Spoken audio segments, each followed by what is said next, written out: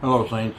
Last time we talked a little bit about fear of God, but in contrast with this, I want us to talk about what love is. Because if you're not fearing God, then you're loving Him.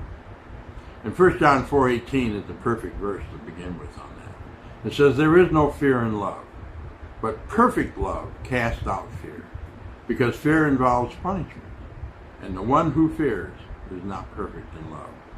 Now, those who know me know that I'm not a perfectionist. I haven't taught that. But if there's any perfection to be gained, the perfection is in love. We need to be perfect in love as we grow in Christ.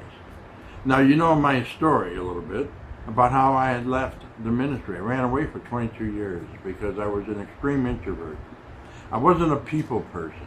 I asked God even then, he said, do you have to like people first?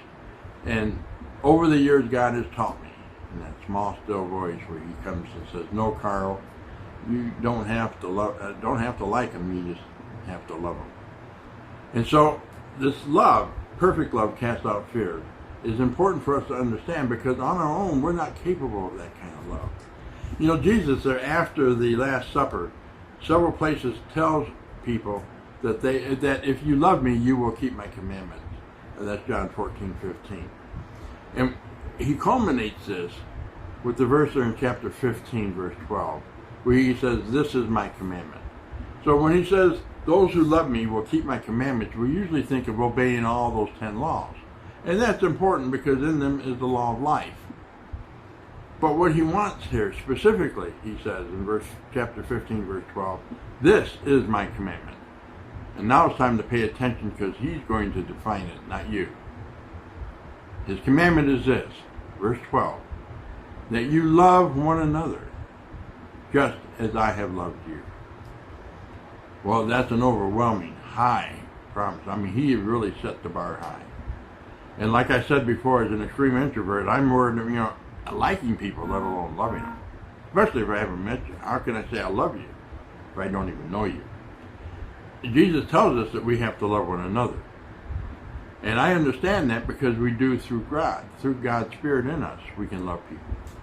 But, it doesn't end there. It's worse. It's like this is the impossible possibility. He says there in John 15:12, "This is my commandment that you love one another." That's bad enough. I'm not capable of that. But He says, "just as I have loved you." Now we got to love people like Jesus did. Wow, that's a high order. And I know I can't do that. Neither can you. My money's on that. How do we do it? We do it with the Spirit that is in us. We let God perfect us as we journey on. Remember, friends, you're on a journey, not a destination.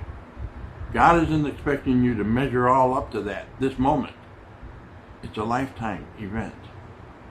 And it's not about getting a bunch of rules together and jumping through a bunch of hoops to satisfy God, but it's growing in His love. And the commandments that He has us keep, those big 10, are all from the heart.